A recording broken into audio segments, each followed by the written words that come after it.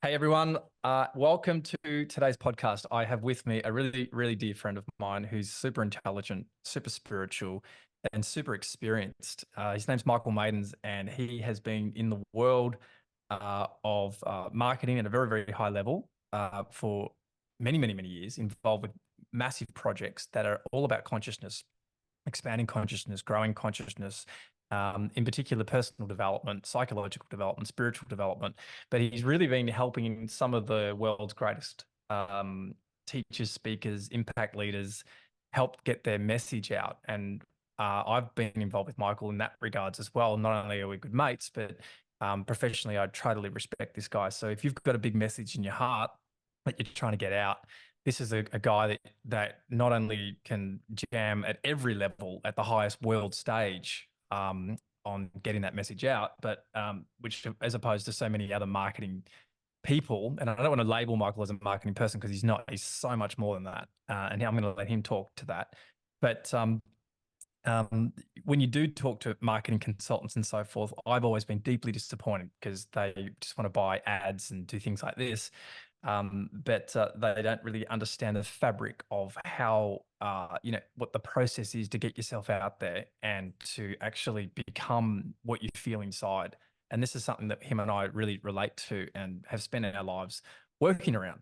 And Michael, I'm going to give you I tuned in and I asked Spirit, what are we doing?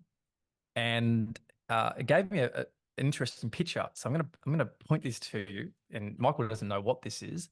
And I got a little bit of a like this. There's like a as a metaphor. This is not a real thing, but Spirit can be very cheeky. It had a gun to the head. It's like, come on, guys, we've got to get past this evolutionary path where we're at. We've been stuck. We've been held at ransom, so to speak. And I know I talk for everybody that's listening to this because these are real electromagnetic, psychological, spiritual threshold guardians that we can't get past. And what I'd like to do is I want to ask Michael, what has been your thing that you can't get past at the moment, and how have you kind of been able to work with that and then start producing like you are enormous value to the world, and in your unique, authentic way? And how is that? And how have you been juggling with this? Yeah, awesome. First of all, thanks, Nathan. Thanks for having me. It's so interesting to hear someone else summarize your journey. Like you've never described, oh, obviously there's been no situation to describe me in the way that you just did. So I appreciate that. I appreciate our friendship and absolutely love our chats that we have. And I'm not sure how long this one will go for, but typically Nathan and I talk for, several hours. I don't think we'll do that today. But every time I do chat, when we chat, I always sit there and go, oh, it would just be so amazing to share that conversation with other people. And that's what we're doing here today. So super, super fun. I expect this is going to be the first of many, which is Totally. going to be so much fun to do. All right, yeah. So interesting. As soon as you talked about that visual that you got, um, I interpreted that as it's time to get serious. So things have gotten serious. That's what when you said Oh, that, it's like, yeah, it's getting serious. And that doesn't necessarily mean serious as in a fear, something to be fearful, even though the gun to the head does sort of show fear. I think that I interpreted that as there's consequences to inaction. And so it's time to get serious to take action is really what I interpreted that as. So and I think that's what's sort of been calling for a while now. And I think the last couple of years have been interesting. Let's just use that word. And but I think the in where darkness was able to live, when you turn the torch on, you shine the light there, it can no longer exist, or at least it struggles to exist.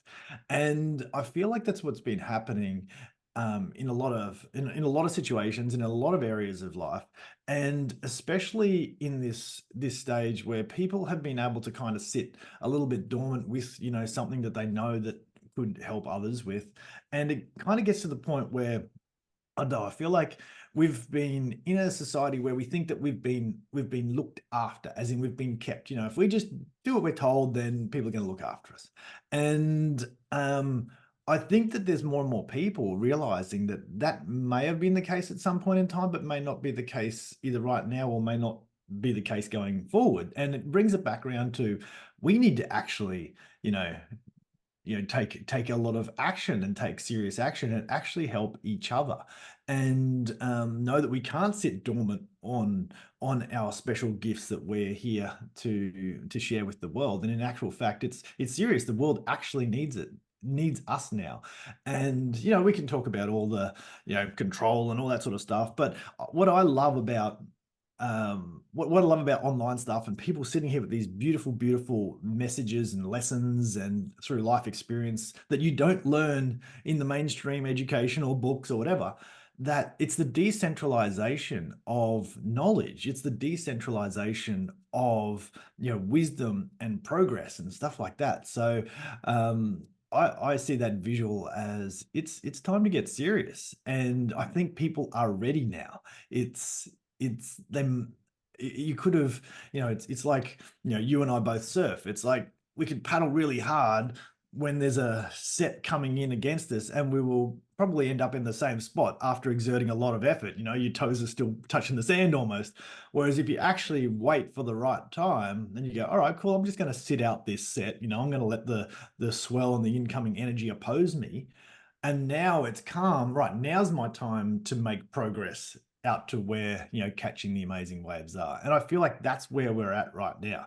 It's the time to actually make progress. To People are ready, people are aware. I think people are seeking leaders. I think they're seeking, they're taking responsibility for their own selves more now, but also seeking people who may be able to help them, and lead them into different places of their own self journey and self discovery, and build this new future. I mean, it's we've been able to maybe be a little lazy in that regard. If you do the right thing, how you'll be successful in inverted commas.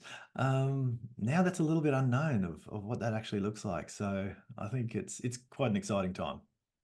It's definitely an exciting time. And, my mind deeply goes into that genetic structure of, when we were born, the imprint of the particular planets, like they have elements to our design.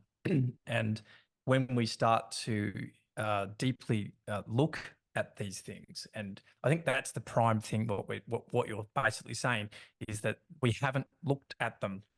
When I mean look at them, I mean look at them with your heart. I mean look at them in an observational point of view, because that good old quantum analysis is what you observe gets disturbed, and we haven't disturbed the status quo. But I think the gun to the head, so to speak, as you said, it really is a timing. And I think, the genetic makeup of our design, our consciousness, that is a holographic moving form of which we're both in an individual set and a collective set. I think there is a calling for the ones that feel, wow, I'm meant to be playing a completely different role here. And it's going to be completely against your logic, Mm, I would say, because we have to transcend the logic mind. yeah. And this is a heart open center, but there is a real structure to it. And I'm curious, like your own journey, because I think you and I, um, like we go to move forward, but like you said, there's a timing to this. And so I'm curious, like on the work that you've been doing, I've always found, as you well know, Michael's got a whole lot of information content and so forth. And I think you always describe me as number two student in your work. Yeah, you are. um, but that's just to piss me off. But no, it like my question to you is how are you seeing what happens next for yourself, for the people that you're working with, and how are we like? Is it the genetic? Like, is there a force from the creator changing the genetics, or is it our behavior that's changing the genetics? Like, what's at play here? Yeah. And if that makes sense from your perspective, and what do we do next? Yeah. I think one of the big things that you just pointed to was um, the thinking mind versus the head versus the heart is, I suppose, is what I always look at. And where we've been, we're brought up in a very cognitive type of environment, schooling and all those sorts of things. And there's tons of different um, studies that sort of show the creativity of kids is, suppressed and all these sorts of things of, when they get into the schooling system. So we become very, connected, or at least, you know, thinking centric versus maybe feeling and heart centric. And I think in the past, there's the economies didn't really work so much in, hey, if you did too much light and fluffy stuff, it doesn't pay the bills. This is the poor artist or the broke artist and all this sort of stuff. But I think what we're seeing now, and it happens all the time, because you pop up, when I help people with their offers, it's like we don't value all these soft things as much. It's hard for us to sort of see people paying for these soft things. If it doesn't turn back into dollars, it's hard to charge for. At least that's what we perceive. But it was interesting. There's so many people out there that are just seeking the stuff that we used to not value, but I feel like that value is swinging back the other way. People are valuing just being in person. You come along to something, a couple of months back that was an amazing example of that. People just loved being in person. The content as such, the cognitive stuff was not there. And that was one of the big takeaways from the day. Everyone was just saying, whoa, I just love that we didn't talk about that stuff. And Yeah. and that it was more very much heart centric, and it was very much, next level way of thinking and performance and mindset. So I think there's an invitation to maybe give a little bit more value onto things that previously were, bopped on the head as valuable. Yeah. And and there are people. I do believe that the right people find the resources to be able to buy those sorts of things as well. I was um I was just chatting to a friend, reflecting on a trip that we went to Fiji, and this particular person, who we're doing breath holding sort of with, and she was excited because she got 2.5 minutes and all that sort of stuff. Well, turns out this particular person, um, she, the trip to the island is not inexpensive. It's 10,000 US for the week per person, and but she brought along her brother, daughter, a surf coach, and another surf coach. This is like plus herself, just paid for obviously everyone. Like, this is not an inexpensive thing, so she could surf and enjoy the ocean. You know what I mean? Like, these things that we may not have put a value on, I think people are actually swinging back to and going, there's actually a lot of value in this, and in actual fact, it's the real value. It's the long term thing that's going to it's going to build us as a human, and enable us to be this next version of human or humanity. And not everyone's coming on that journey as well. Like, that's the other thing. I feel like there's something to acknowledge there, that where if you do feel along these lines, you're not speaking to the masses. And as sad as that does feel, there is a little bit of mourning there, to know that I feel like, there's now different people on different journeys, and there always was. But I feel like that there's, we've talked about, Yeah. I see this visual of, you're standing on the dock, and there's two pontoons sitting there, and you just happen to be standing in one spot. There's a crack up the middle, and that's fine. You didn't realize that they weren't connected to each other, but they sat next to each other, and then slowly they've been separating over the last couple of years. And now it's about making a choice, because you can't stand straddling both anymore. It's letting go of one and making that choice. It's one or the other. And I feel like that's who we market to. And it's a beautiful place, because if we choose something from our heart, not our head, we're going to be around like-minded people who, Yeah. who share similar values. And I think that, though, that is such a journey in itself, because to excuse me, to find who you are, to go on this journey, it's so vast. When, like, as you know, I've been teaching quantum consciousness and the benefits of that for a long time, and a lot of people don't even know what that is. A lot of people don't even know how to access that. Some people do breath work, Some people will do meditation. Some people might take plant medicines, etc. And they enter into this vast world um, to to explore, and they're curious. And I think that us, I'll call it leaders in this field, you get a tap on the shoulder. If you're listening to this and you've had the tap on the shoulder, this is the divide that we're talking about. This is this genetic split, and you're right. There is an end of production. It's like we're looking at Ford, and there's an end of that T model we're not building anymore. And that might be deep-seated fear based humans that from a core level are actually scared of one another. And so this builds a relationship stigma that creates isolation. And that isolation, alone with a prefrontal cortex, I call it Windows 95, very Bill Gates, creates distortions of reality, and then therefore enemies. You're either a friend or a foe. And I feel like there's a bunch of adventurous is the word I should call it, adventurous groups that is, on a metrics of, not demographics, but value metrics, where they're valuing opening their heart, getting to 0 point. They're wanting to explore this. They're wanting to really understand what are their core genius levels, and taking this big leap. And it's always so far away from the economic mechanical structures. Like, I was a real estate developer. Now I own a, organic farm in Byron Bay, teaching quantum consciousness. I mean, you couldn't be so. I might as well had a sex change. Do you know what I mean? Like to the past people.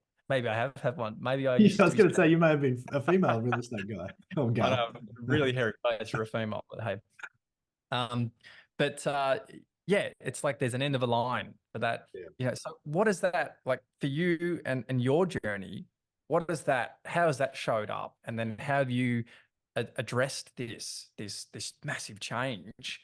And how does that work with you as the roles that you play in your life and your business? Because that's what I think people are struggling with. How do I make sense of all this when there's no tangibleness to it? There's no left, right, structure. And it's like, okay, follow the heart. What does that mean? And then how does that play out in how you spend every hour of your day?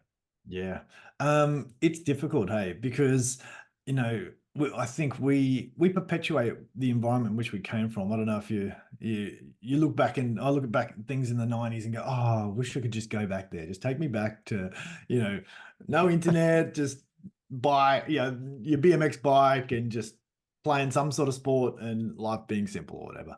And Yep. it's a little bit like watching our parents with technology, how useless not that they are, but there must be a feeling Yes, of just like, whoa, I don't understand this world. And it's so sad to think someone who's lived so long is feeling like that they, that things around them have changed so much that they feel stupid. But they're the most experienced at life, but they're feeling the most stupid. Like, it's sort of weird. And yeah.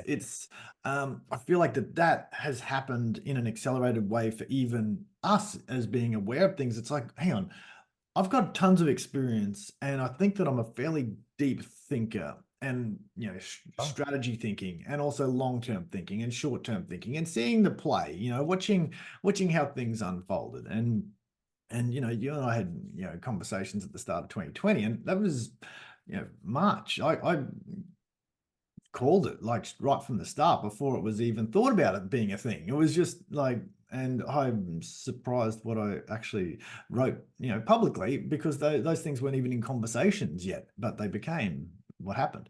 And it was just like, you can start to see things, but then when you feel like the place on which you perform, it's like, just say you were really good at basketball, and now all of a sudden someone took away the basketball courts. You're like going, wow, hang on, I've built all these skills to perform on a platform that no longer exists. I feel like there's a yeah. little bit of that's happening, and we're like, all right. So, and for a while there, we've been told to, stay quiet, and there's been that threat, and maybe the gun to the head comes back to that. It's like, no, you've actually been threatened, if you do show who you actually are.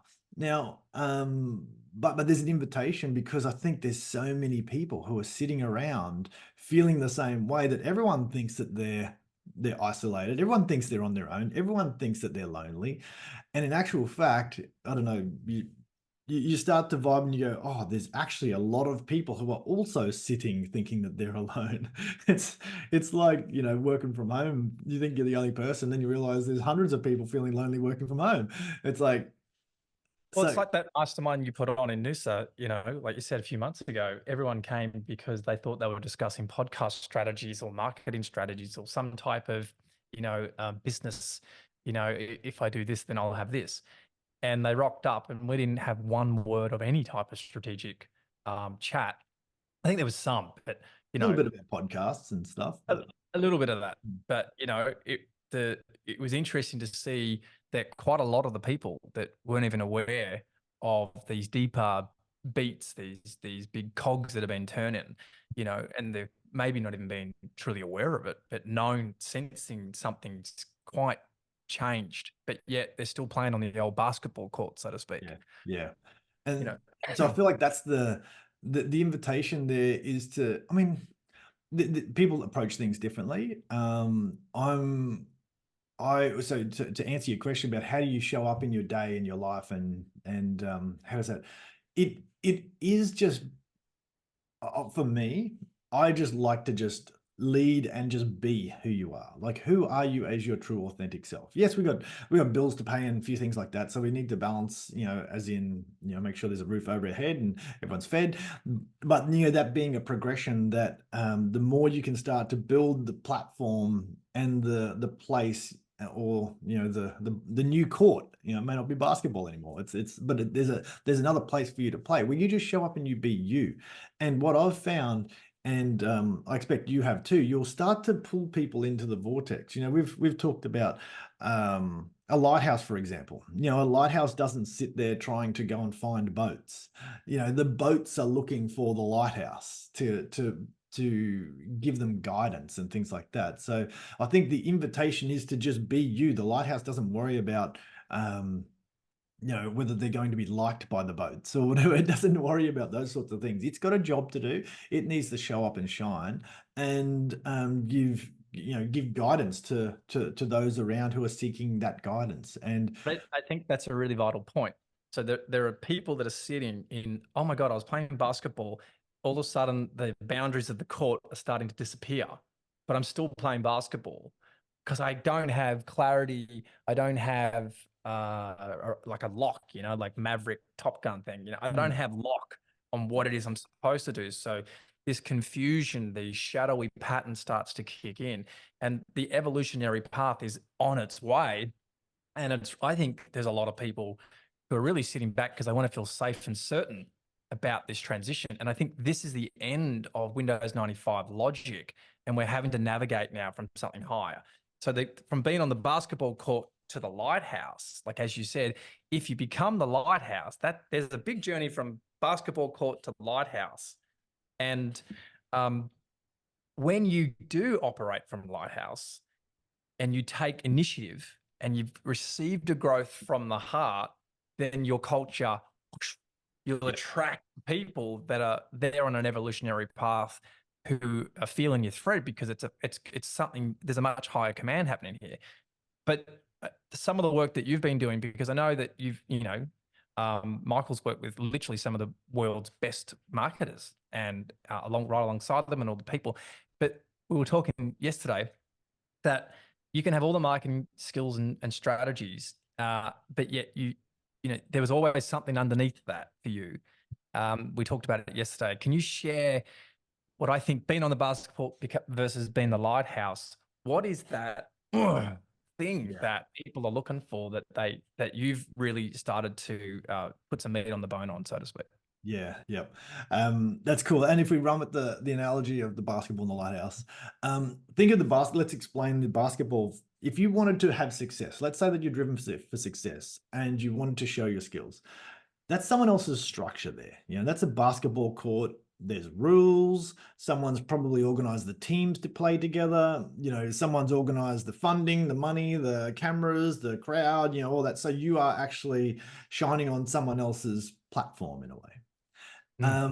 And once that all starts to crumble, what's left is you're looking for the lock. You're going, hang on, what do I lock in on now? And it's like, well, hang on, the place on which I used to perform doesn't exist anymore. But you are still you. And the lock, what you want to lock in on is actually, imagine if now the basketball, let's say instead of the lighthouse, let's just pretend this person with the basketball skills went and played next to a lighthouse, as in, but just didn't play basketball, but just used his basketball skills to do whatever. It might have been tricks, it might have been whatever, and just started being him or her true self. And now people just go, wow, look at that guy or gal. That's look what they can do, and actually just give them credit for them just using their skills and performing. So I think what ends up happening is we're looking for the next safety in a forest, which is but we're in between forests. We've left the other one got burnt down. We're vulnerable, we're out in the open. Sun Tzu's Art of War says that don't it says pass quickly through open places. This is the art of war. You don't want to spend time out in an open space. It's vulnerable. You're at your most, you could get hit by the enemy or whatever. And but if we just go and clamber and go and find safety in another forest, it may not be our forest. We've got our safety, but it may not be where we should be. And it's to stay in this vulnerable place of still looking, it is tough, and it's a journey in itself. But the lock, the thing that we want to lock in onto, in your using your words, is our true self. It is our identity. It is who we actually are.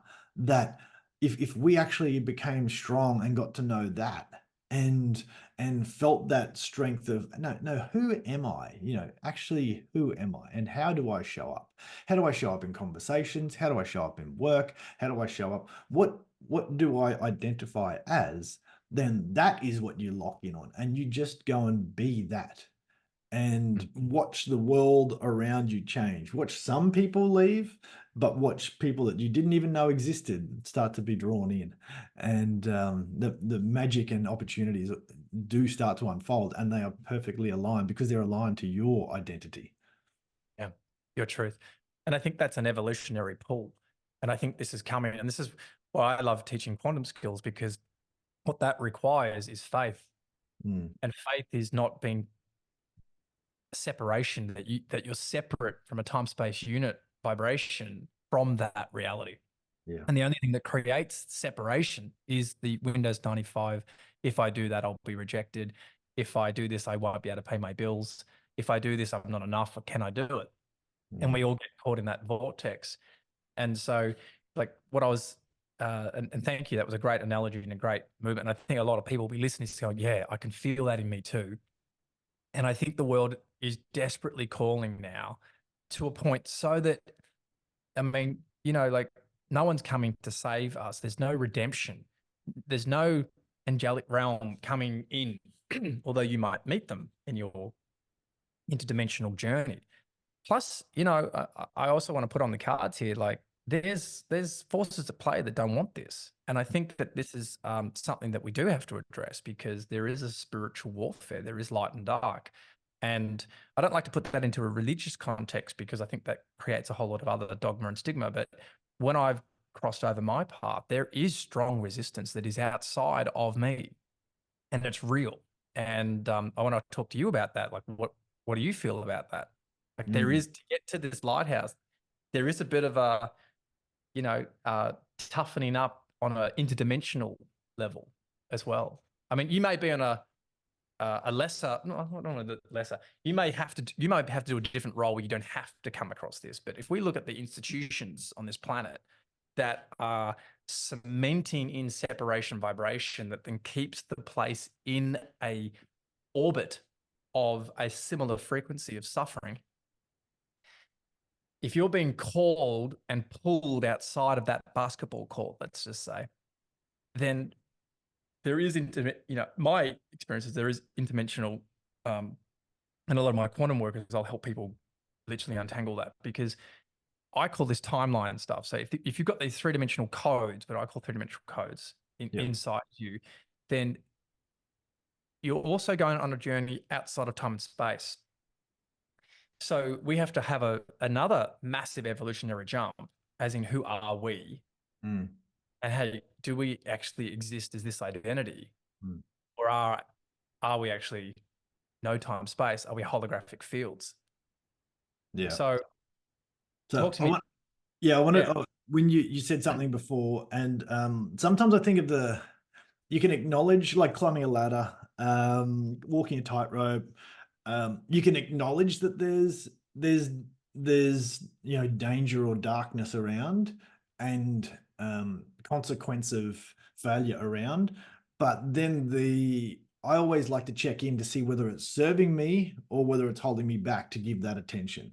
And if we need to climb up this thing, we can acknowledge, well, that's a long way down. Yeah, I'd die if I slipped.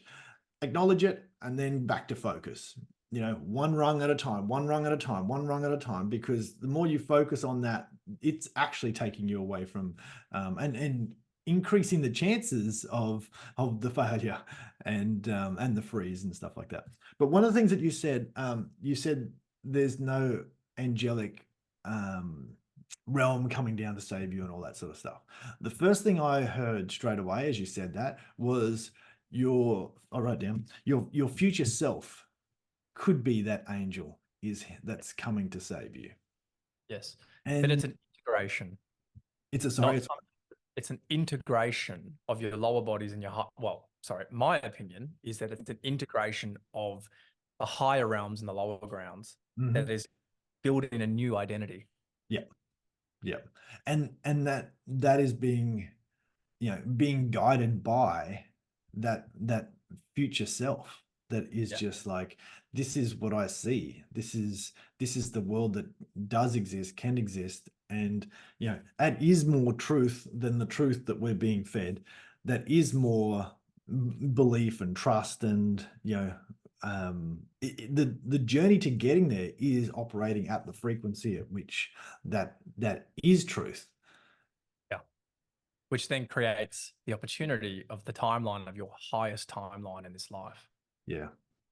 which, I mean, in my podcast, mate, I go there in every way I possibly can, and I love the chats that you and I have, because the leaders that you attract in your world, and the leaders that are listening to this, and I use the word leader, you just have to go first, and Mm, you mm, have to take action.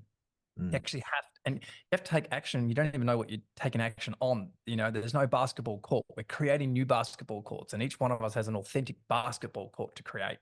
Yep. And I think that you're going to attract, people around that to start learning the rules of this new basketball court, because it meets and fulfills that what's felt empty, what hasn't been able to be filled because this old structure doesn't fulfill the new Yeah. possibility. And so I'm Th- th- thinking It about was, that. yeah. I mean, you just reminded me of a documentary I created, The Abundance Code. And the Abundance Code was one of the big messages was competition versus cooperation. Mm. And, on a basketball court, there's competition. How many people win, and in a cooperative environment, everyone can win. It's almost, and you just highlighted something else as well, that people feel like, it's that space is full. I help people build their office so then they can get, customers and clients that match their perfect perfect customers and clients to match what they have to give as a gift and a healing. And everyone starts to think that, oh no, I'm an imposter, someone else is doing that, someone's better than that. But just like you said, there's a million different authentic niches out there where you actually aren't competitive at all. In actual fact, you're cooperative, and people who can actually go, hey, I'm doing this piece of the puzzle really, really well. And you'll attract other people that are doing another piece of the puzzle really, really well. And maybe you're serving similar people as well. So there's this cooperative thing where, instead of feeling like, oh no, there's a limited amount of dollars and there's a limited amount of everything, in actual fact, there's this cooperative ability for you to go, hey, here I am in my, authentic self, and this is what I believe, this is what I know to be true, and this is why. And I attract people who match exactly this, who want to hear it from me. It might be the same knowledge as such, but people come to you because of you and your story, because they might have the same number of kids, it might be the same gender, same age, same backstory, whatever. They want to hear it from you. And the invitation then is to be more you. I mean, that's the end game. It's just to be more you. And you and I've had heaps of conversations where you might say, oh, I just don't care anymore. Well, it's kind of the opposite too. You care so much that you realize caring is the thing that's holding you back. So you flip it and you actually care more than ever before, Yeah. but you're actually just stepping into being your full self and speaking from your truth. Let me ask you this. So, there's lots of marketing strategies, business strategies, you can to the wazoo of, how to build it, online presence. How do you do this? Sorry, something's just falling on the ground here. How do you do this? How do you do that? You, after all these years of working at this level, I mean, speak to me about how you can add all the strategies in the world, but if you don't know who you are, none of them works. So talk to me about this, because this has been, I think, the biggest thing that sets you apart from every other marketing guru out there who'll just take money from you and they don't really deal with the core problem. Yeah. Talk to me about that. Yeah. There's so many different things where I have always been repelled by, people who can just go and copy what someone else is doing, change your photos, use your same messaging, and just duplicate the whole thing. It's like you're not adding any value to the pool of knowledge and internet. You're simply extracting more, you're extracting the money bit for your own benefit. You're not really contributing much. And a lot of the successes that I've been a part of, it's been of contribution first. So how would you treat someone if they weren't a customer? How would you like their lives to be better even before they pay for any of your services, before they become a paying customer? How can you actually make their life better? And in doing so, they have started momentum. They've got to know you. They've got to consume your approach in a way that they start to resonate, and then you're adding value to the internet without knowing exactly how it's going to come back. Obviously, if you have a next logical step, which is what I feel an irresistible offer is just the next logical step on a journey that they're already started with you, then that's the thing that becomes just absolutely smooth and seamless. And it doesn't become salesy, it doesn't become marketing, it doesn't become tripwiring and blasting people and all those ugly, non-human, that's not how you treat people. Just go and treat them with love and care and respect, and do that in a way that your message can reach a lot of people, and let the next logical step almost take care of itself. I mean, you have to put together an offer which is something that does summarize all those next logical steps and why. But I think that's the beauty of where we are in the world at the moment, and being able to just market from that contribution space, and How attracting does it that out. line up with identity? Talk to me You have to about be you have identity. to be your true self. People can smell it. Well, the right people can smell it, and the wrong people won't. And with being your true self, the worst thing in the world, the worst thing in the world is having the wrong customers.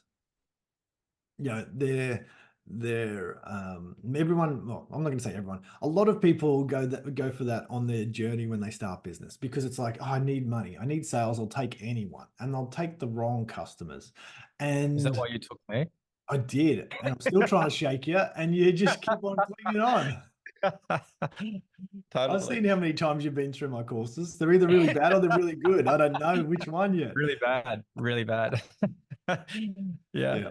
But the point is that you yeah, the worst thing in the world. And I've been there. You know, I've taken on people that I just went, you know what? I I the pain of continuing on this journey is not worth the money that I'm doing it for. And I've invited people to give, you know, and gave them a full refund back, just going, look, I don't think that we're a good match. And I Mm. think that that money you could spend somewhere else, and be, you know, be gracious about that, and take the approach that it's a cooperative decision. But if you can actually be your true authentic self and really resonate with that, and sit there and go, yeah, you know, that's not me, and that's what makes it sustainable. And you know, I had a situation, um, you know, a little while ago, where it was quite a financially lucrative opportunity, and I had to sit there and say no, because the vibration just felt off. I just went, if I felt into the next 8 weeks in that environment, I just went, you know what? I'm going to be counting down the minutes until this is over. And I didn't take it. And, you know, the logical brain goes, oh, you're an idiot. What type of business person are you, you know, to reject that type of money? But, you know, my heart was just over the moon. And it was just like, I couldn't do that. So stepping into your true But identity. Sorry. there's a lot of people though who, you know, are on this journey, right? And this is what I want to talk to you about. So they're probably working at some place that they hate, and they're doing it to pay the bills because they've Yeah. got to have this balance. But inside, they've got this, you know, the soul has moved on from what you created, what your egoic structure created of safety. You can pay the bills, and the soul's is like, we are just screaming for change, you know. And of course, that gap there for people is hard. And Mm, so, you know, I think like what to say no to that job is I think correct and true, of course. But mm. some people at the moment have to really balance off and Definitely. say, hang on a minute, I got to pay some bills here. And I'm just going to say that's totally okay too. You know, Mhm. it is you got kids, your job is responsibility, but this responsibility versus sovereignty. And it, you know, I think at where we are at the moment is that the basketball court that had been created for the world economically, and we're going to be having Phil Anderson on this podcast soon, which is, I'm super excited about, because the economic basketball court is fascinating of who gets to play and who doesn't get to play and who gets to win and who gets to manipulate Yeah. versus what's happening inside the genetic gene pool that we're in based upon the day we're born. Mm, And then how do you line up? Like I said, no one's coming to save you here. So how do you integrate these lower bodies and the higher bodies and the expression, the nature that's trying to come out of you in this word identity, which I think is a great word, mm, but and also get paid. And mm, so if you're coming from a lower identity, I'll use myself as an example. Sometimes I fascinate, I go, maybe I should just teach real estate. You know, I mean, as you've said to me a million times, if I turn around and made my message about real estate, I'd have a billion people at my door wanting to make money. But it's just, I'm just not that person is not alive in me anymore. mm. Yeah. And so this is part of that death, resurrection. Yeah. But then you can't add strategies like I think what you're trying to say with your marketing. You can't build around something that's not real. And I think this is the new economy. I Mm, think this is the new truth that we're talking about. And others that are using tripwires and mass emailing people and all this sort of stuff is still coming from that lack of security, lack of safety. So that the sovereignty gets a cost to it, so to yeah. speak. Yeah. And so and I look at it as an artistry. Artistry is like putting yourself on stage and opening your heart with the full knowing that you could be completely and utterly rejected and being okay with that, and Mm, then building a world around that. Talk to me about that, yeah. because that's the heroes that's in us all. Yeah. And that's, um, I've said it a few times in the last couple of weeks. It's like, just, it's like having sailing skills out in the desert. You would feel useless. That's a great, great I've said it a couple image. of times in the last couple of weeks. It's like, just because your skills are not acknowledged doesn't mean that they're not phenomenally valuable. So now go stick your skills out in the ocean with an incoming storm. You know, Mm. how valuable are your skills? Same set of skills. just Yeah. in two different places. So which one comes first? Do you go, well, I'm going to try and sell people how to sail out in the desert? Or do you actually then, go and move to where your knowledge and your skills and your message are actually valued? Mm. And so this is, we were talking about two different things there. Before you were talking about, I want to make a point about playing two hands at the same time. So if you are stuck and you are living in the 3D world at the moment, you still need to express yourself, even if it's just 95%, 5%. You know what I mean? Just go, all right, I'm paying the bills. I've got 5% spare. Go and express yourself fully for 5% of your week, whatever that might be. And then let's just see if that can go to, you may still be doing the same amount. And then you have to, do a little bit more work. You may be stuck to a time limit here, but now go and spend a bit more time being your full self and just watch, planting a garden, just watch this thing grow and then see what things might actually spawn up. It's like, oh, I just got invited to do such and such, or someone's invited me to do some, consulting on such and such, or whatever it might be. And then, oh, I can do a little less of this and a little more of this. And then like they'll reach a point where you're playing two hands, but one's starting to, take off more than the other. And you're at a place of then choice. And, Mm. that's what we were talking about. Being able to have the choice is an evolved, luxury, because right at the start, it was not, the choice was not necessarily there, but you can still be your full self. Like, go and be that, even if you're not getting paid. Like sorry, I know you're about to say something, but some of my best people that I've worked with, I didn't get paid at all. Like Mm. but it's led to things that I would never have had opportunities to be a part of. But I went and did these things. One project I worked on, we built a documentary about riding Jaws at nighttime, a 50-foot wave at nighttime. I didn't get paid $1, but I got some amazing exposure, friendships, things that just light me up from the inside. And if I trace back to where I am right now today, there's a little chain of events that came from that. Mm. And I say that to my kids even about playing tennis. I played tennis from when I could walk all the way through, played full time for a little bit as well. I'm a qualified coach, a level 2 qualified coach too.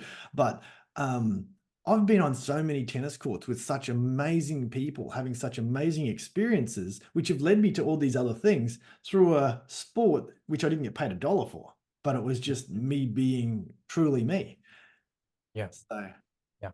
And I think that all paths lead back to that authentic self. So what I want to ask you is what are some steps, some tangible steps to, let's say, go from a survival identity that we've created to an authentic identity.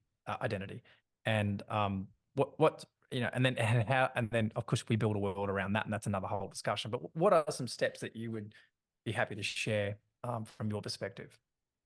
yeah. Um, there's a couple of different ways of doing this. I and depending on the type of people you are, I like going and doing things that lights my heart up.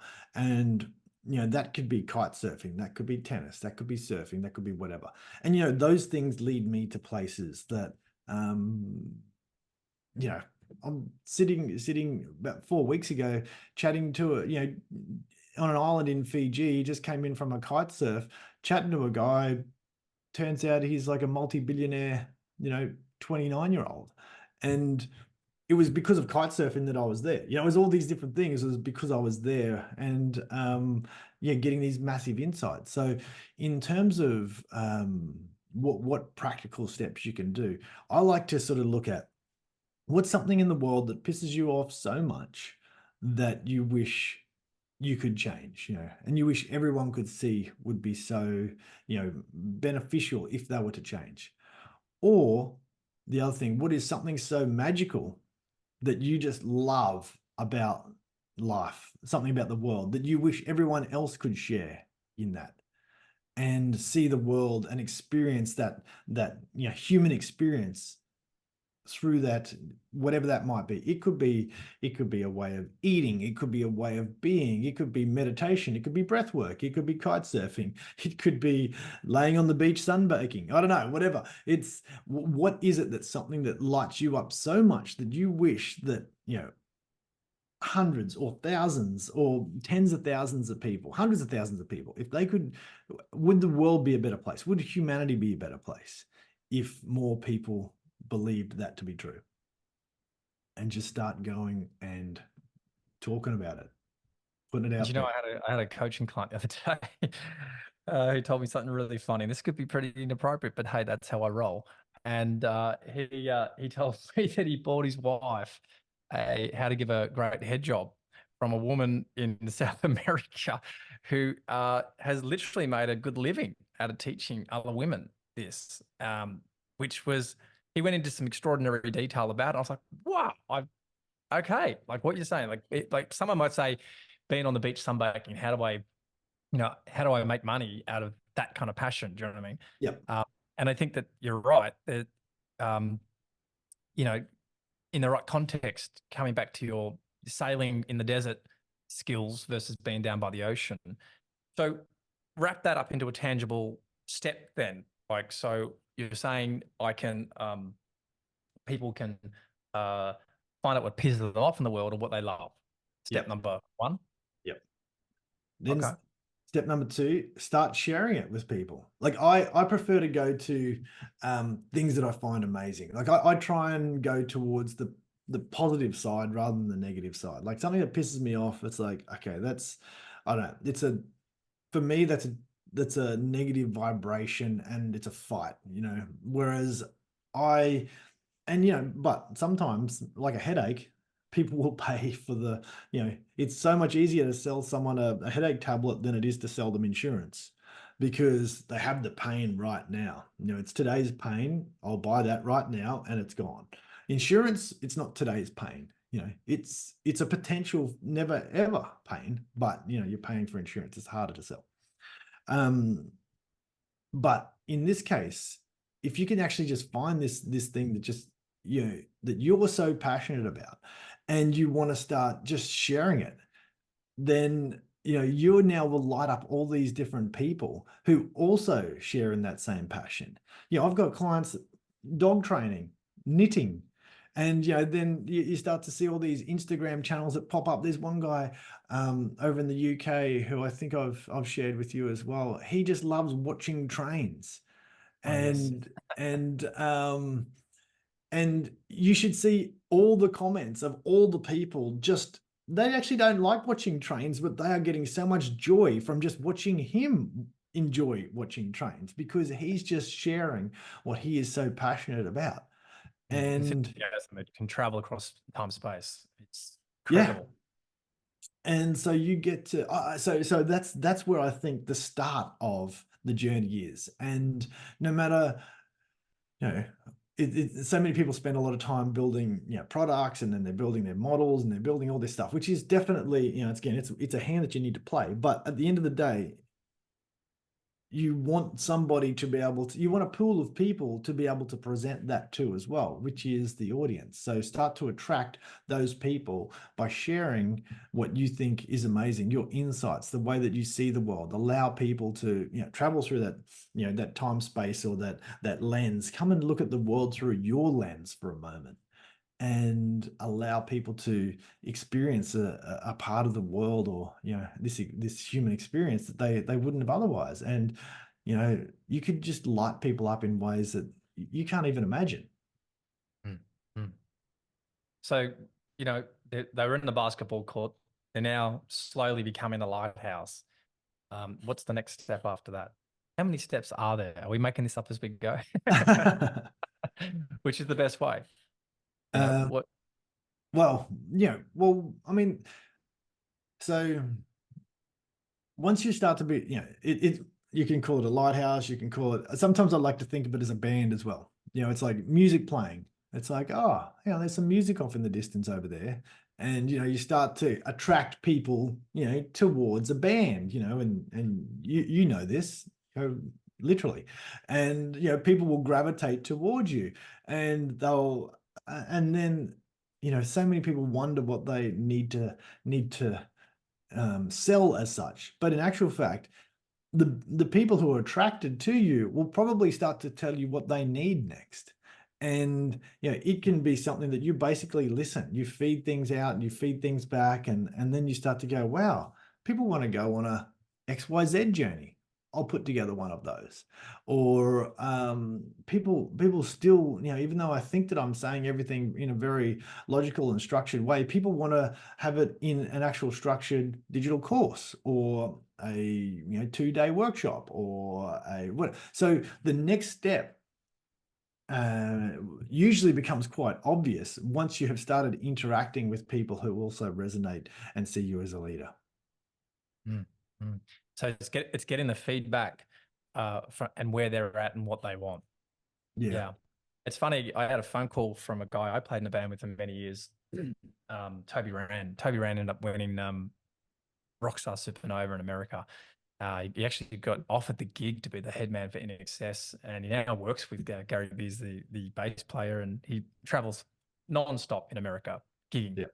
And he rang me 2 nights ago after a gig in Minnesota, and it was funny because I just finished explaining I got 3 young boys, and I was telling the story about how we started in our band, and it's funny how it just come to my awareness. And there was this dodgy pub called the Royal Oak, and it was literally like the scene out of the Blues Brothers where there's the stage and the chicken wire, and there's we didn't have the chicken wire, but it needed it, and there was a bunch of bikies sitting around a small table drinking and smoking and just staring at you, Mm. like 6 people. And we started playing at this particular place, and it was just like, wow, what are we doing here? But there was this combination of us on stage, us 5 guys, and we had a love for life and a love for each other. And we all, our abilities were, somewhat questionable. Our equipment was very questionable. But there was a vibrational connection between us that made this brotherhood that we had, and we had really tightly formed, and then within, because we started playing and we just started really enjoying it, we'd share it to a couple of people, come down, like join the 5 bikies around a table, and then before we knew it, there was a line out the door of 200 people. And that little Royal Oak became one of the most successful pubs in the area. And of course, that's how it started for us. Then every pub in Melbourne wanted us. And then we ended up playing 5 nights a week for many, many, many years. And I remember I was also working in television at the time too. And so in the day, I was doing television for Channel 9, and then I was playing in a band, and I was also doing university. And then I got to a point in my university where they made you work full time as a property valuer, and I had to quit the band and I had to quit the television. And I was telling my boys in the story that I, like, in reflection, looking back now, it's like they're the most depressed days I had when I sold my soul for safety and I went and became a real estate valuer, which to me was like jerking off with a cheese grater versus what I was actually doing. I'm playing in a band. We used to attract 1,000 people a night. Mm. You know, Yeah. and then in the television, and it's like that's what my soul was really yearning for, and that's why I come back to your design. There is an imprint in you in the day you were born, in the genetic structure. There is a genius at play. And I think identity is something that we go on a journey to discover, and then we can lock it in and get clarity about it. Mm. And I think that we've got to play on a basketball court, and then we've got to go on a journey outside of the identity that we attach to ourselves, and in that vibration of competition and the rules and the structures. And I think human beings are being called outside the basketball court. I think they're being called to a new thing, even though they don't know what it is. Mm. And that word identity I love, because it's that's the clarity. Like for me, I know I'm a seeker of truth, and I'll literally do whatever it takes and study on everything you can think of on consciousness physics to help that path for people to realize, because that, I think, is what connects the higher realms, the future self, which is what I love to connect to, because the future self, you feel into potential, it has already found itself. Yeah. So by entangling yourself with that energy, it's very healthy outside of the basketball structure, Mm. or the real estate structure in my account. And then since I've done this, some of the old opportunities of media and television and all these things are coming back, funnily enough. But, we also evolve as we go along. So the core natural essence of our genetic geniusness can be used at different paradigms. So we might have used it in a smaller context with a smaller audience with a smaller impact. But as we evolve and grow, the codes inside us, I believe, are unfolding. And as they unfold, I think they're becoming more based on civilization, Mm. and that we are trying to get outside of a non-sustainable basketball court, Yeah. economically, politically, health-wise, education-wise, the movement of people to homeschooling, to homeopathics, to um, wanting to live off the grid financially, being able to survive without being in a system, I think is becoming very, very important for us, to be sovereign in Yeah. this world. And Speak to me. as What? as you're talking as well, I just started to see the basketball court as, let's see everything as a necessary step. And the basketball court could be like the gym. You go and build strength in the gym to go and perform outside of the gym. The going to the gym is not who you are. It's the thing where you build the strength so you can be better of who you are on whatever that might be. That's the thing that I've never liked gyms as such. Of back in the day, I join up and then go twice in a year, and then you just realize you just paid like $2,000 for two visits or whatever. And obviously there's a whole model. The gym model is based around 90% of people not turning up. And but what if the basketball court was there for you to actually find who you actually are? So it's this necessary, hey, let's go lock into a cage, do something that you don't like. So then you actually get to know, you agitate who you really are. So then you can go out and be your true, identity based around your true authenticity. And when I think of that, when I think of, a true identity and built around authenticity, it's rock solid. Yeah, it's not, you can drive a truck into it and it's going to bounce off. As in it's not wavering at all. No. And I think maybe that's that connection to that higher self, that future self, but it's not moving. Once you've got that locked in, Yeah. you don't care using those words because you just are. Yeah. And it then starts to attract people around that strength. Yeah. Hey, Michael, I'm probably going to wrap it up because we're probably a lot more along the path than I was hoping for. But hey, man, this has been a great discussion, and you and I always jam at that deep, but yet practical, grounded level, and I love that. So, how can people reach out to you if they go, "Hey, that guy, I love his hair. I really want to just go and touch it." How do I um, get in contact with you? Yeah, michaelmaidens.com is probably the center of everything. It's always a work in progress, like we always are. But yeah, jump on there. I also have an almost daily, aiming for daily newsletter that comes out as well, or newsletter, or just a broadcast where I usually have my ponderings, my thoughts, and all that sort of stuff in there as well. So um, I try and work on things that are going to have and philosophies and thoughts like you and I talk about that slowly open our eyes up to different aspects of the world that we may not have seen. And if they do want to touch your hair, is that okay? Yeah, that's okay too. Yeah, I have to get in a big long line. There's lots of people trying. I'm sure there is. Thanks, Michael, for jumping on. I'm sure we're going to do many more. And yeah, catch you later. And thanks for listening, guys.